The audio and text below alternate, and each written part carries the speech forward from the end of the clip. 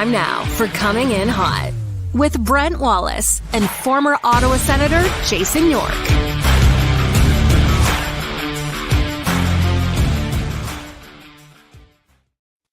Happy Monday, everybody. Brent Wallace alongside Jason York, who's, what do we say, playing hurt? Oh, I'm battling the flu. Going through the same thing the Sens went through during that trip. Do you know when you gotta like sweat it out, Wally? Like sweat. Last night, I didn't sweat quite enough, but oh my goodness, it started Friday. Haven't shaken it yet, so hopefully, I got about 3 layers on right now. So hopefully, I sweat it out by the time the show's over. We'll just see you at the end melting away. Oh God. Steve Staios is going to join us shortly. This show proudly presented to you by Bet365. It's never ordinary. So whatever the moment, Bet365, use code NATION. Anyway, Yorkie, big wins over the weekend. Right, this team goes from being booed off the ice against Buffalo to now everybody's back on board, and the team is 1 point back of a playoff spot. All aboard, everyone back on the bandwagon. I told you there was nothing to worry about. It's like there's ebbs and we talked about this last week. There's ebbs and flows. You just got to ride it. And I like the fact they had a meeting after that Buffalo game. That was perfect timing. But just this team has had since day one when we started bringing guys on the show, talking to guys, they have that attitude of let's just keep it steady. Don't get too high, don't get too low. And I think that's really beneficial because there's going to be times when you're just not very good. It's how you react after. And I thought full marks for Ottawa. Like that's a really good Dallas Stars team. And they pushed last night. I know both teams played back-to-backs, but I thought, especially that second period, Wally, they tweeted out a Yorkie vids on that second period. I thought that was one of their best periods of the season. They were just so strong on pucks, blocking shots. It was like, it's so nice to watch when a team is all playing hard like that. And and if you want to beat a team like Dallas, that's how you got to play. So, yeah, I was really impressed with Ottawa's game last night. It's interesting to see, right? As we are like, why doesn't this team go 82-0 when it just plays games like this? But anyway, we move on as we welcome in the general manager and president of hockey operations, Steve Staios, who I don't know if you slept very much last night, but I'm sure you feel much better about today when you wake up and the team's won 2 in a row. I don't sleep at the best of times, Wally. Yeah, you're right. Proud of the effort for sure last night. I caught what you were saying there, Yorkie, and certainly when you see that type of effort on a back-to-back, and I thought it took us about 10 minutes to get our legs going last night, but when we got skating, it was a full team commitment. So, good weekend for us. Yes, Steve. I know you've probably done a bunch of hits already today, so I'm going to try and ask you some different questions. You just hit on it there, and when do you think it all changed for this group? Because when I watch them, Steve, their neutral zone play it's night and day. They're blocking way more shots. They're just, I'll use that term, they're digging in more in games now. It's just, when do you think that all changed? I think it was a process from the beginning. Trying to get the environment right here, building trust with our players. I think Michael speaks to it all the time, but there's a high level of accountability and we're striving for greatness here, but also we create a culture of caring as well. And I think that was part of the process sort of leading into it and building on that last year. Certainly, the full credit goes to the players. They're putting in the work. But the influence that Travis Green and the coaching staff has had on this group has been tremendous. And to get that level of commitment, especially on the defensive side, which I thought was where we lacked probably the most last year and leading into it. So there's been a big step up in our defensive play and how organized we are and the commitment from the players as well. So, I challenged the group on internal growth last year. You just see the potential in these guys. And the decision on Travis Green, there's many decisions why he's our head coach, but certainly the timing of this group and what he can draw out of players. He has a history of being able to get the best out of players. So, but the guys are putting in the work, and right from day one in training camp, they showed up in good shape and, ready for the challenge of the season. I'd love to follow you for a day and see how patient you are with things like, the coffee's out or something, and see you lose your mind because you've shown great patience. And I'm curious of that that little bit of a bump, I guess, in November, everybody's like, oh, here they go again. They've lost 5 in a row. Were you at all tempted to go, I got to do something? I mean, you think about it daily on how you can improve the team, and these, the transactions, they take on a life of their own, and what you're looking for across the league. There's so much parity too, Wally, right now that no one's really looking to. They're not sure if they're in or going for it or not. To answer your question, yeah, I mean, we're looking at it on a daily basis. Do you feel at certain times? I think this group continues to grow internally for sure. I think we've surrounded them with the right people. We've tested our internal depth for sure. Like, I mean, it's, and that's the other thing about going and looking to try and do something. Cole Reinhardt comes up. If I go and do that, he doesn't get that opportunity. We don't see where his game is at and where he's developed through our system in Belleville. Matt and Paolo is the most recent example. Levy Maryline. And so it's hard to have that patience at times because I want to help this group.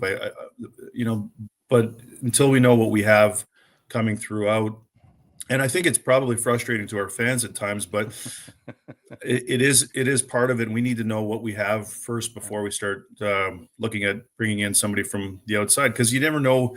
The other thing is we know the character of this group. We have them in Belleville, and we continue to develop them. And that system is so important to us that we're going to continue on that path for now.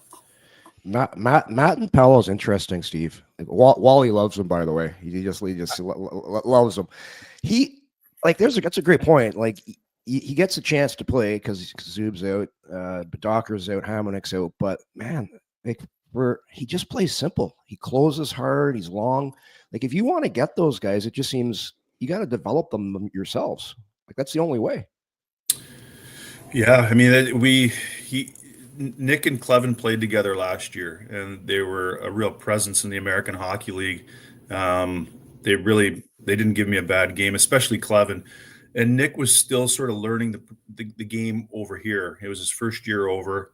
And to his credit, when we talk about fitness and getting in shape, he, at his age, he took a big step over the offseason, and his skating improved as well. He came in a little bit leaner, and he's a big man, and we've been encouraged with what we've seen. He's relatively young defenseman for our league and experience wise, but that's a good example of, everybody's looking for a right shot defenseman, that can close and play and defend, and Nick's still developing for sure, but he's showing some promise.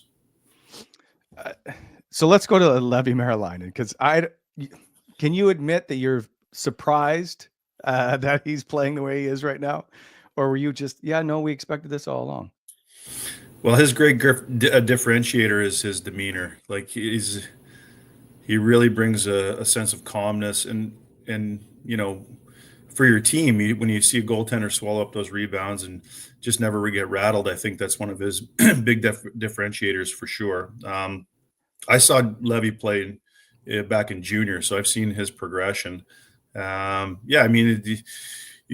he's the moment's not too big for him, and that's amazing for a young goaltender, where you can come in and calm the waters down. And certainly it was a long discussion after the Pittsburgh game, right from the coach's room onto the plane, discussing if we would go back to back. The numbers would tell you that it's not a good idea to go back to back, especially with travel, with a goaltender. But we went with our gut and made the decision that Levy would go again, and he didn't disappoint. The puck seems to control his rebounds really well, Steve. And when it gets hairy out there and you get scrambly, like the puck seems to soften when it hits him. Like for a young guy, it's pretty impressive. I know it's a small sample size, but so far he's been pretty impressive. Yeah, he really has, and his puck touches as well. I think last night he got out for a couple, and in my mind, he wanted him to move it quick, but he seemed to have great poise and patience with it. So that's another good sign of his confidence. Yeah, I thought he was going to go. I thought he was thinking of going to go for that one. He took that puck around the back of the net. I'm like, oh, is he going to go for it here? Empty netter. Nope. I'm not disappointed, or I'm disappointed that Ullmark is hurt, but it allows me not to ask the goalie if there's a goalie question because of Marilainen's play. When Ullmark comes back, do you have a conundrum? I wouldn't say so. I mean, I was asked yesterday about the goaltending situation and our depth, and if I was pleased with it, and I would say yes, I am. I mean, we have another young developing goaltender in Sogard as well, and I think if you look around the league, most teams, I went to go acquire Linus Ullmark because of who he is, and he's obviously shown when he's healthy and in the net what he can do for our team. And if you don't have somebody like that, you're watching teams sort of platoon the three goaltenders and try and ride the hot hand. So I'm pleased with where we are with our goaltending depth. I mean, it's easy. It's quick to make if our goaltender has a tough night, it's quick to dismiss them. But certainly with Anton, he's a good goaltender. And has he had some nights where he wants some back for sure, but it's a tough league, and save percentage across the league is down. The skill level and the playmaking ability throughout lineups now, third and fourth lines are going out and making plays. So it's a challenge for the goaltending, but I feel comfortable with where we're at. And I know you've been asked this question about Linus Ullmark in the update. I know you say he's skating. My understanding is he's not skating in gear yet, though. It just makes me think that he's a lot further away than we are hoping on the outside. You have all the info, though. I don't have a timeline on Linus. I'm encouraged by the progression over the last few days. So we want to make sure that we do this right as well. And the last thing you want is to not follow the process and the rehab and have him not come back healthy, or God forbid, have to miss more time. So we're showing great patience with him. He's obviously an important player for our team, so we want to make sure that we do it right. I don't have any patience, so it's hard on me, Steve. You brought up Thomas Chabot yesterday. You weren't asked to talk about him, and you said how he made a massive step forward. And I thought that was key, because we've all in this show, we've always talked about how good a player he is, and gets. I think he takes a lot of brunt from from fans. How do you assess his game and where it's at right now? Well, I think it's taken a big step forward, and he's a real talent, like a natural talent that can skate and break pucks out, and that's hard to find in our league. And we're lucky to have three of them, if you include Jensen, on being able to break pucks out. That's a big part of the game. Thomas was challenged with Travis had challenged him. Travis was excited to coach this entire group, but there's a couple of guys that he knew that he could get more out of. And certainly I think, I challenged Thomas on rounding out his game. And, full credit to him. He's come in and made a commitment to it. The pairing with him and Nick Jensen has been, you make these trades and you have a vision of how it could unfold, and that's why you make them. But that pairing's been terrific for us, and they have some chemistry together. So I think all those factors have led into Thomas's his play moving, in the right direction and rounding out his game. Are you surprised? I don't know if surprised is the right word, but has Jensen even exceeded what you thought, Steve, of him? Because he's been so good. Yeah, I mean, sometimes these players make you look good. It goes both ways. I'm not going to. I'd love to make every decision that I make for the Ottawa Senators. There's a process we follow, and you'd love to bat 1,000, but it's just not going to happen. Certainly, there's other factors that he's brought in a positive way as well, and the way he goes about his business. If you had the chance to watch him in and around the room and in the weight room, and the way he conducts himself, I think it was twofold. One is you get a right shot defenseman who can do a lot of different things for your group. Actually, three. The other is the benefit of Thomas Chabot having a stable partner, a veteran guy, and then also what he brings in the leadership. And he's not a vocal guy, but when you watch how he conducts his business, it's impressive. Breaks me as one of those low maintenance guys. See, we play with those guys. They come to the rink. They're not in the trainer's room all the time. They're not hurt. They do their work, and then people watch those guys, and because just a good pro. Yeah, he certainly is, and it's the balance as well. I mean, when you look at, I talked a lot about, and when I looked at this group last year, we didn't have the balance, and I'm talking about the forward groups as well, but certainly on the back end, and with Artem being back in and being that stabilizer for Jake and Nick and Thomas together, I think we've been happy. I think there's still room for those guys to grow, and but we've been pleased with their performance. Can you help me with your cap? Forgive me, because you guys sit currently, according to cap wages, at the top where you've spent 3.6 million, or you're over the cap. How does it keep you from making perhaps decisions going forward of acquiring players, or is it just something that gets sorted out at the end of the year? We've never seen this kind of spending, so I'm totally confused as of right now. Can you sort this out for me? We have, I guess, just to break it down, we do have some cap space that we've accrued, and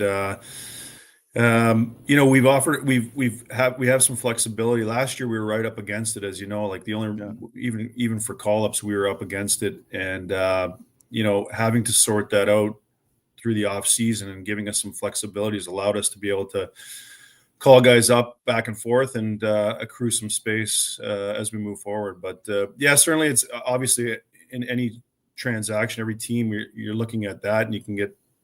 And again, last year was the first step in us getting to a little bit more flexibility, and we'll continue to work on that. And I know you've been asked this, and I'll try to see if I can phrase it differently, but it ends up being the same question anyway. As the trade deadline approaches, you're fighting for a playoff spot. Does it impact your 5-year plan if you're trying to make a push right now? If you understand what I'm saying, are you willing to try and push and go all in if it means deviating a bit from the plan?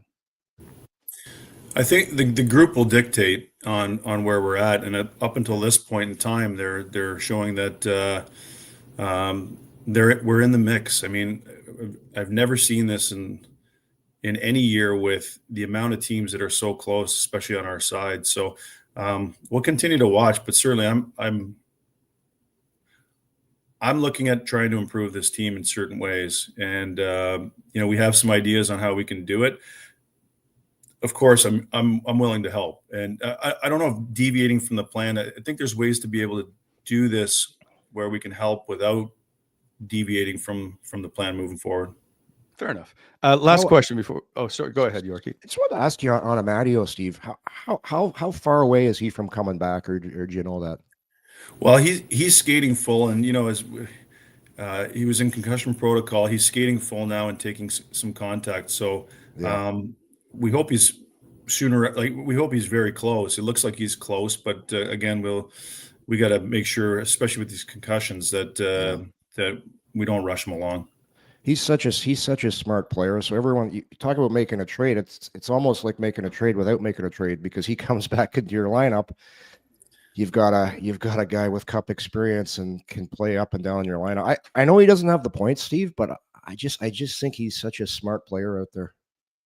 Yeah, he does a lot of things that are a little bit undercover, like his wall work, getting to the front of the net, his ability to disrupt on the forecheck. There's a lot of qualities. I know, for him, he wants to produce. I think he can. He's a good shooter. He can make plays. He's not a top offensive player, but certainly I think from a secondary perspective of offense, I think he can provide that for us. You acquire a player, it takes a little bit of time to adjust, but just him in our lineup and the presence and the steadiness that he brings to our group, and those areas and games you saw last night, it was a heavy game, and he can play that style. Yeah. Before we let you go, last question. I could ask you questions all day, but I know you got to get going. So, is there anything that you don't have patience for? No. You got me there. There are some things, but I probably don't want to say. Drivers is a big one for me on the roads. That's bad drivers, Wally. Bad yeah, drivers. I can't stand bad drivers. Yeah. Slow drivers in the left lane. Yeah, Wally, I'm with you. Yeah, that one. It's always a guy in a pickup truck too. You never notice that guy in a pickup truck? Just move over. Anyway, so you're driving steadily, Steve. You've got this ship going in the right direction, so we appreciate you stopping by. I appreciate you guys. Thanks for having me on. Take care. See you, Steve. Steve Staios and the General Manager. He almost went Steve Keogh. I almost called him Steve Keogh, my good friend. Yeah. He's smoky. I love Steve Keogh. He's working for the Leafs now. What's his title there with the Leafs? VP of Communications. VP. Yeah, that was good. Steve's just good, dude. Yeah. Well, now, I wish I could pin him down. You can never pin him on anything. You can't get him. You can't get him. He's going to be a you. politician. He's on to you.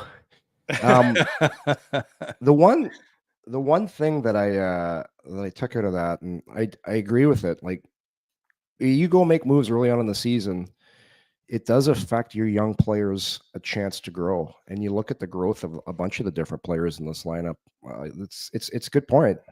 I do believe once they get, if they keep this up and they're in the mix and you get closer to the deadline, I'm sure he's probably going to do something to help strengthen the team as they get closer to the trade deadline. So if you're Steve Staios, what position or area are you going to target? Defense. Really? Yeah. Because you're already, I don't know the status of David Perron right now, but he is skating, right?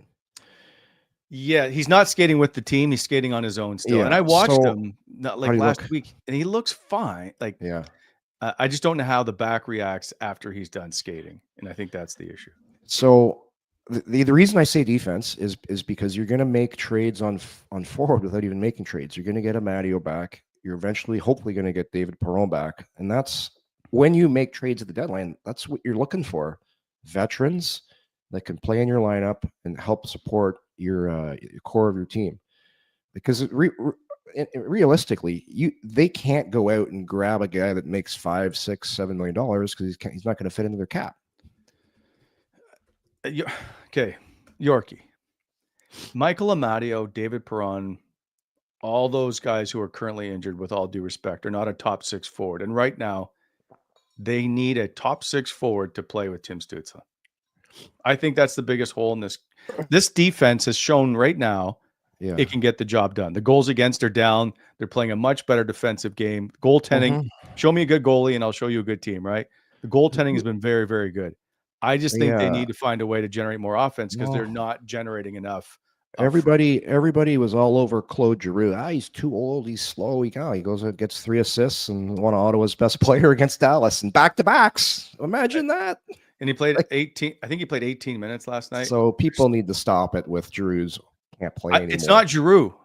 It's the other side. But here's the thing. And in the NHL, historically, if you look, the old days of 3 guys on a line that you need 3 stars on a line, they don't exist. It's usually 2 good players complemented with a guy that's going to play hard. Like I think that's way more effective. You put a guy in that position that's going to play hard. It's just getting the right piece to go there. So I think it'll work itself out, and we'll see. Like I want to see a healthy David Perron when he gets back. Like, how is he going to fit into this group? What's he going to do? So I think there's some unanswered questions that'll be answered once these guys get healthy, and hopefully Perron does get healthy. I completely disagree with you as usual. Is that okay? Then who do you want to get? Then you know what? Just put Zach McEwen or just put Cole Reinhardt, anybody on Tim Stützle's line, according to you. That doesn't make sense to me. So last night, Shane Pinto was the best player on the ice for the Ottawa Senators. He was the best player on the ice. Played 21 minutes, 75% on his draws, was a force at both ends of the ice. This guy, to me, has top-end talent, and he's only getting better. Like, there's a guy that you can move around your lineup. Look at when he can play with anybody. Like, I like the fact there's certain guys you can move up and down your lineup. Ridley Gray got that little spurt there when he was scoring in every game. So I don't think bringing in a bringing in a top end guy that's just he scores goals is the answer, because you win in the league now, Wally, by being hard to play against, making it harder than their team, playing a 200-foot game, having good goaltending, solid defense, and good special teams. How many goal scorers do you need? Like they've got, I know goal scoring is an issue right now, but I look at this roster and I think there's enough talent there. I really do. You don't need goal scorers if they're scoring, but Yeah. when they're not scoring, you need to find someone who is. That's Yeah. That's the one. All I'm saying, Yorkie, is that's the one area I normally would have agreed with you on defense, because defense wins you championships. Yeah. I just think up front they need another top 6 winger. That's all. Yeah. I go back to the Golden Knights when they won the cup. They didn't have a single player. Just want to make sure I'm not speaking out of the side of my mouth here. I think in the top 30 scoring in the NHL. Like they were a team that just wore you down, beat you down, hard to play against, good goaltending. I don't know. I look at this roster and like Norris scores goals, Stützle scores goals, Giroux scores goals. I can't talk right now.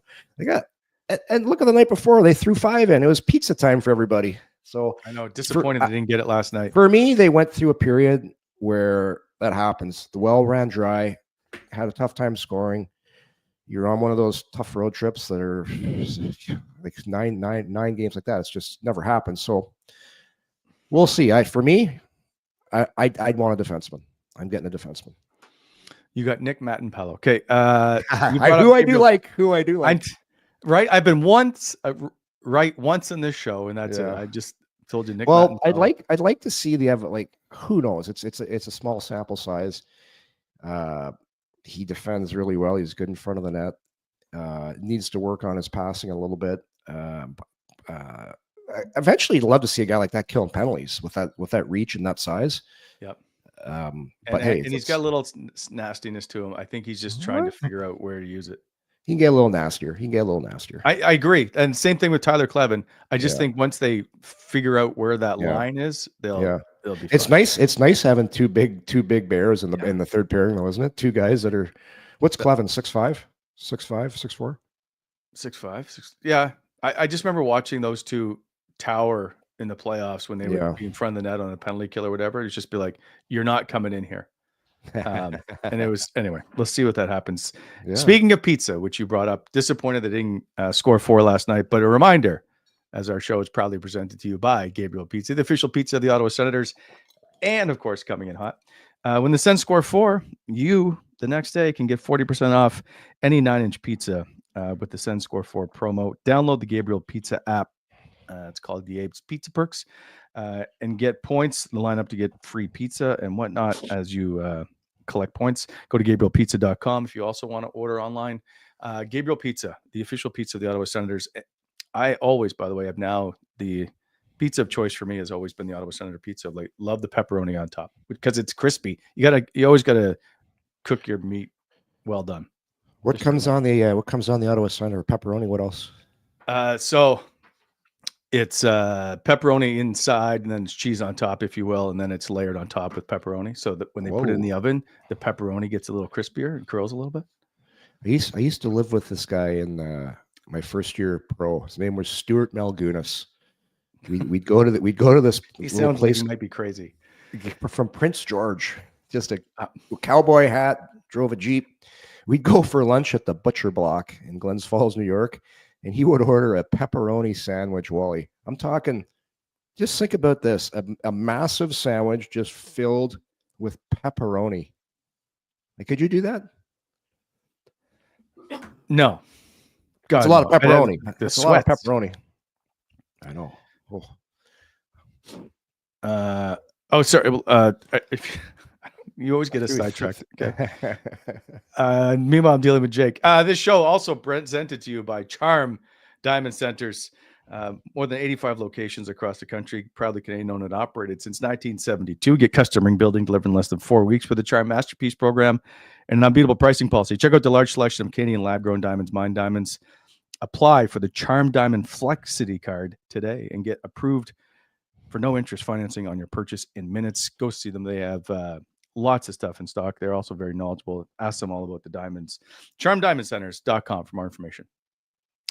So Yorkie, last night we saw Ottawa. I was a little concerned when Dallas got off to that start. They come in, they're flying around. They've won 7 in a row, as it is. But they held strong.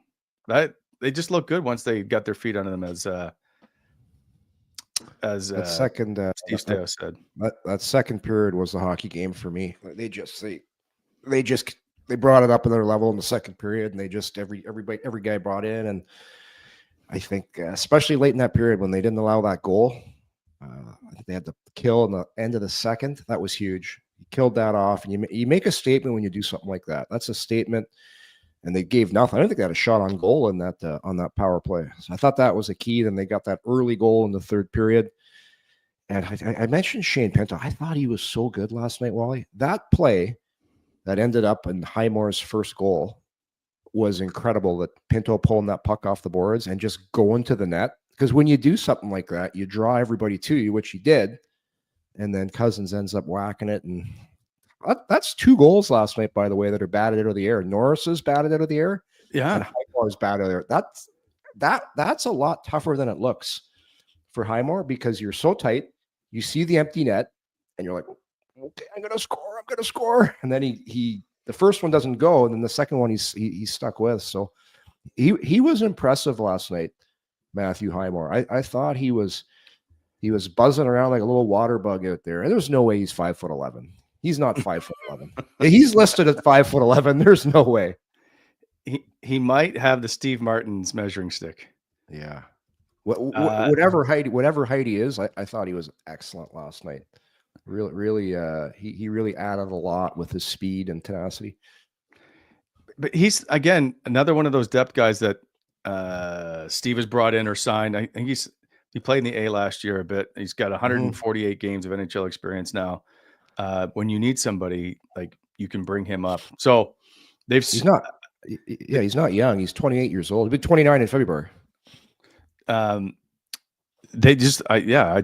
think that the guys that they've called up, unfortunately for Cole Reinhardt, who got hurt, those guys have looked pretty good for the most part, filling in. Again, not top 6 players. I need a top 6 player. I need who's this top 6 player you want to bring in? Well, Jack Quinn got the Jason York bump. He's got 3 goals in his last. The Buffalo Sabres aren't trading Jack Quinn. They're not trading him. Well, what if player is, and I don't know that he has, what if player said he doesn't want to play there anymore? Jack Quinn's not going to say that. That was funny, by the way. We talked about Jack Quinn. He goes out and gets 2 goals in that game. Looked great. Can he ever shoot the puck? Told you. Yeah.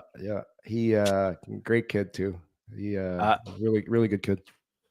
Everybody gets a birthday bump, it seems, lately. Tyler Clevin the day after scores a goal, and now Claude Giroux on his birthday. The 8th time he's played on his birthday in his career. He now has 8 points in those games. So he's got points in 6 of those 8. You talked about him, people saying he looks a little slow. The last 2 games he's played 18 minutes roughly a night.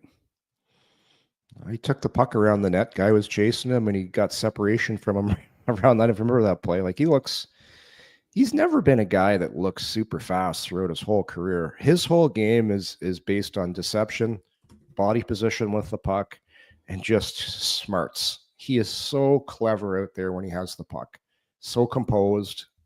His spatial awareness, Wally, is off the charts. Because you watch the league now, Nathan, like the top guys like McKinnon, McDavid, and McCarr, Quinn Hughes, their game's all about skating, and Giroux, he's almost like a throwback player. His game's about smarts. He'll outsmart you. That's what I just enjoy watching him, because it's just everything is so methodical out there. But he's got lots left, lots. He played 17:52 last night, 17:33 the night before. Okay, here's a question then, Yorkie. At $6.5 million, I think he makes this year.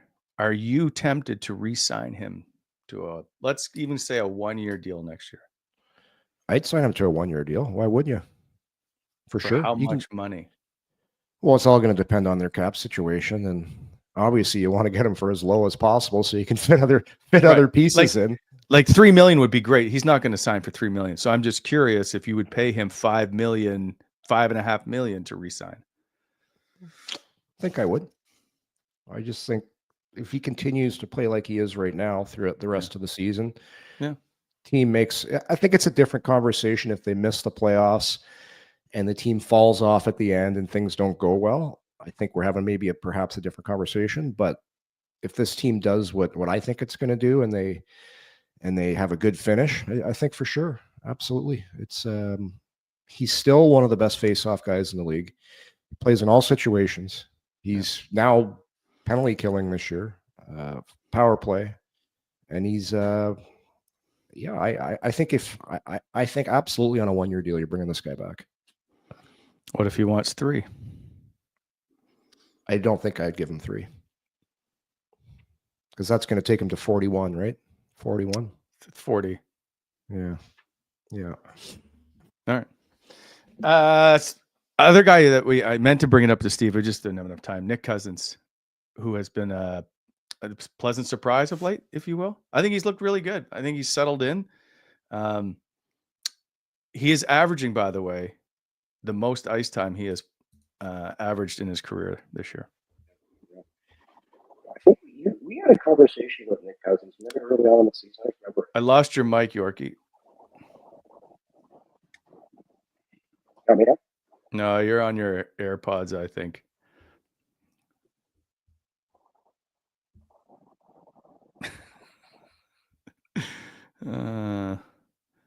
That's not, by the way, that's not his ice time. His ice time's 11:54. He played 20. I'm back. His ice time's 11:54, and it is down. Yep. I don't know why that says that. But Nick Cousins, yeah, I hear you. Has played very good of late. He the phrase you use there, settled in. I think he has settled in now. He's more irritable now on the ice. You notice, like when he's having a good game, he's always in the middle of something. Guys are after him. He's doing something. He's getting underneath guys' skin. He's guys are getting pissed off at him. He looks quicker too. What I was saying. Sorry, go ahead. We talked about him earlier on the season because I didn't find him very effective early on in the year, and I just felt this guy's going to figure it out. He's coming from a new team.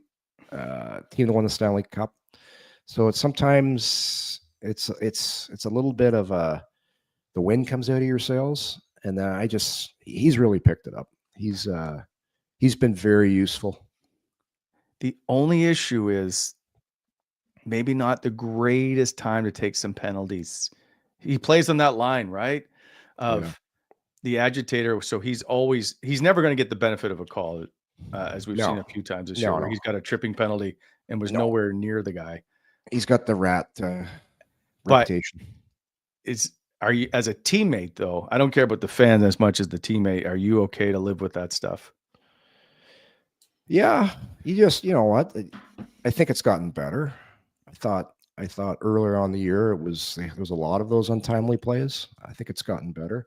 But yeah, that's the thing. Guys that play on that edge, it's very difficult to keep it just over. Sometimes you go a lot over, but I think for the most part, especially recently, it's been pretty good. And the end of the day, with your teammates, if he's playing hard, that you guys know, right?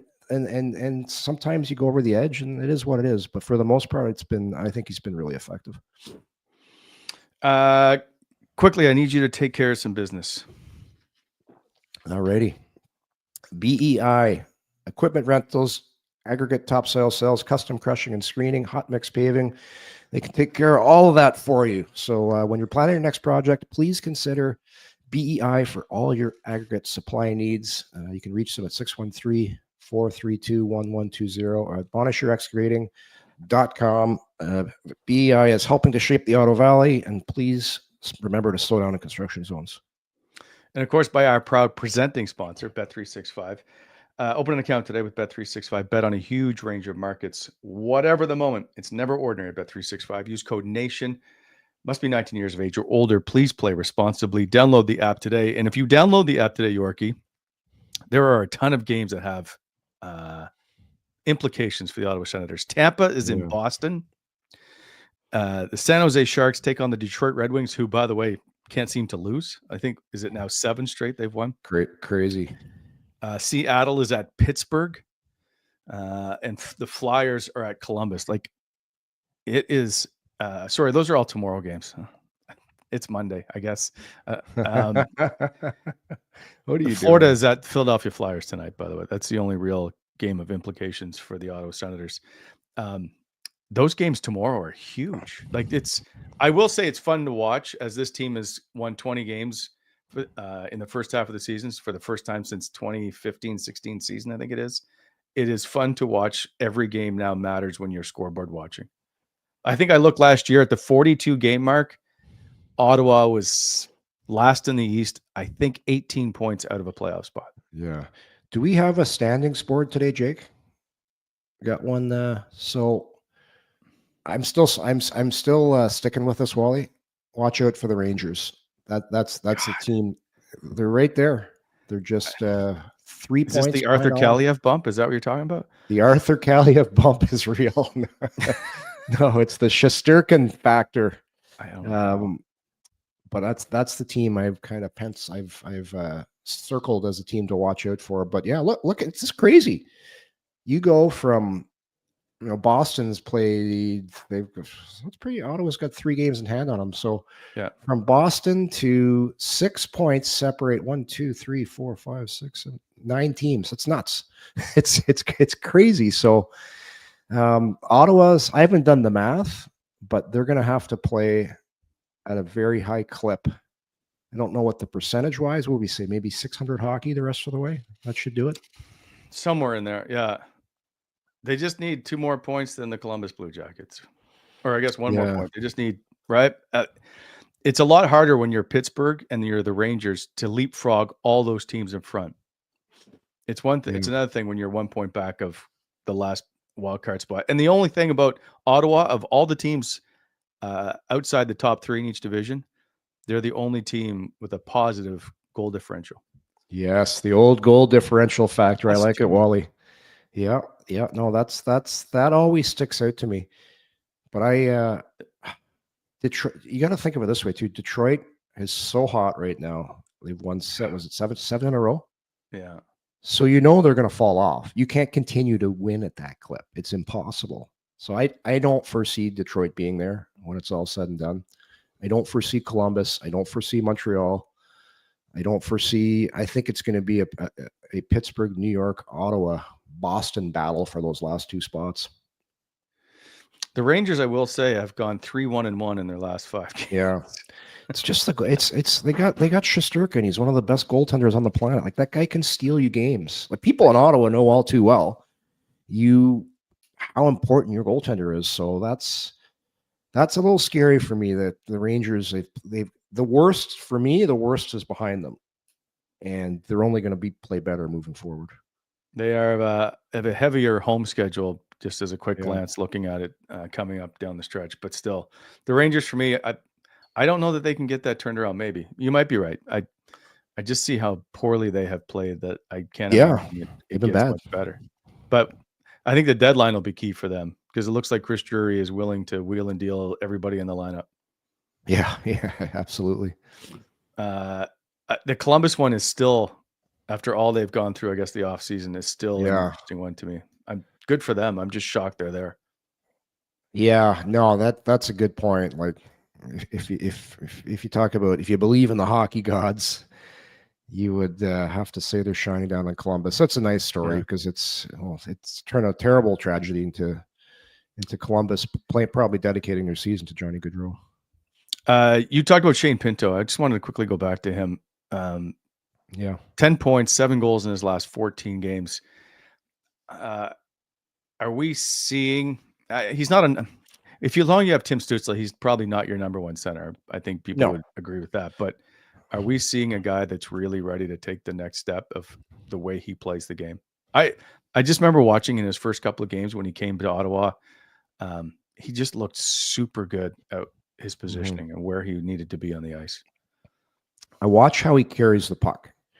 Like the puck just sits on his stick so nice. He's in control. He's got a little bit of Giroux scanning the area. Like he's not the quickest of players, but he's good at changing his speeds, and he's just aware. He's very aware of when he's on the ice of what's going on. Has a great feel for the game. I just think his confidence now is at an all-time high. He just seemed like there's a time in a guy's career, Wally, where you pop, and I think this might be it for Pinto, because like, look at this. I got the stats from last night. Here's his stats from last night, and I said it earlier.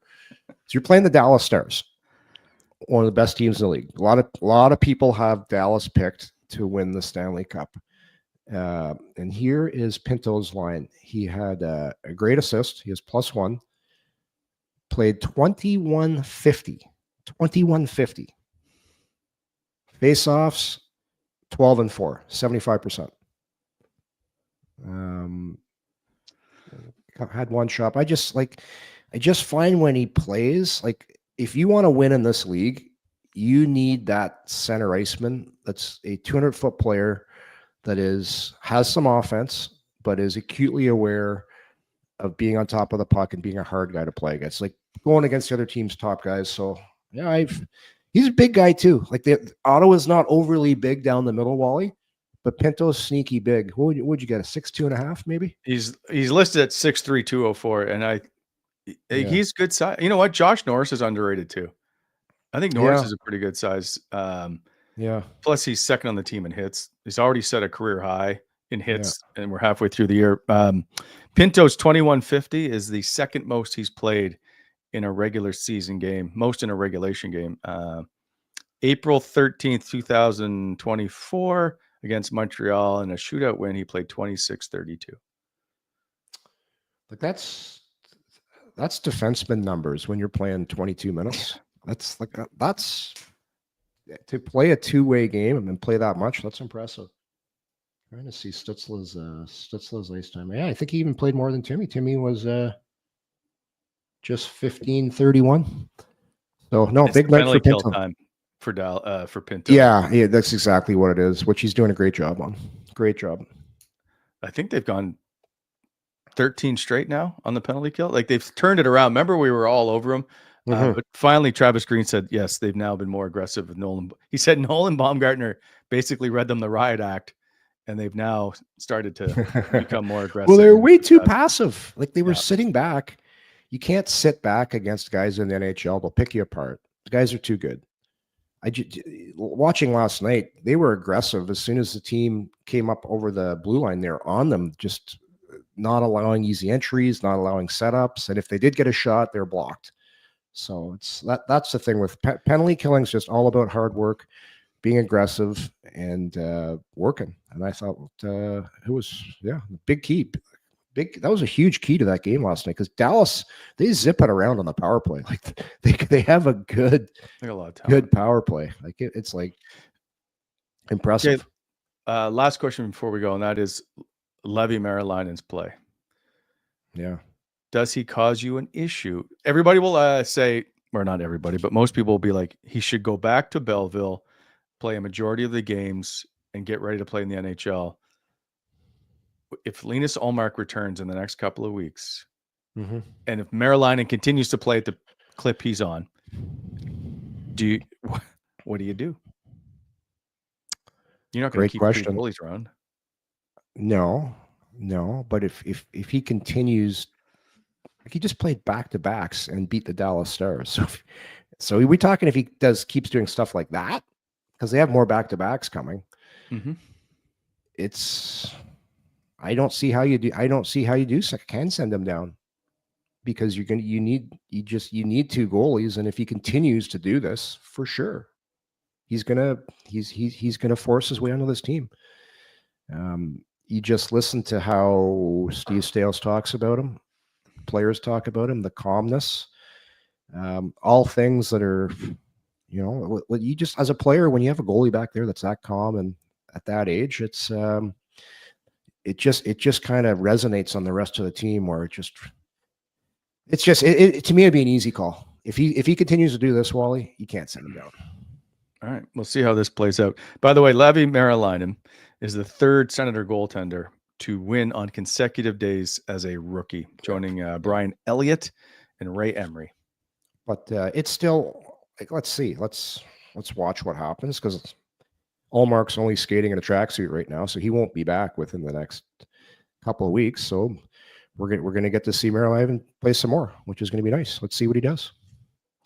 Interesting to watch this play out. I can't believe we're actually having a goalie issue. And because a goalie's playing really well. Yes. Yeah, we've had plenty of goalie issues due to the fact they're actually playing too well. Anyway, this is a good problem. This is a good problem. Yeah, no, I'm with you. It's interesting to me. It's fun to actually, this is the stuff we've been waiting for. I have a chat with, right? A couple of years ago, they made a brief push. I think they finished 5 points out of a playoff spot, but you never really felt that they were in it. No. Now you feel you're in it. Now you feel like this is a team that can legit in a few games be back in a playoff spot. 100%. Yeah, it's a different feeling this year, and it's just watching them play, watching the evolution of some of these young players becoming 200-foot players. So we'll see. Charlie needs to be back to make amends for her last game tomorrow. Yeah, that's right. As the Islanders are the opponent up next. We'll see how this plays out. We'll get you set for the Islander game tomorrow. Join us at 9 a.m. Tuesday, everybody. Thanks for watching. See ya.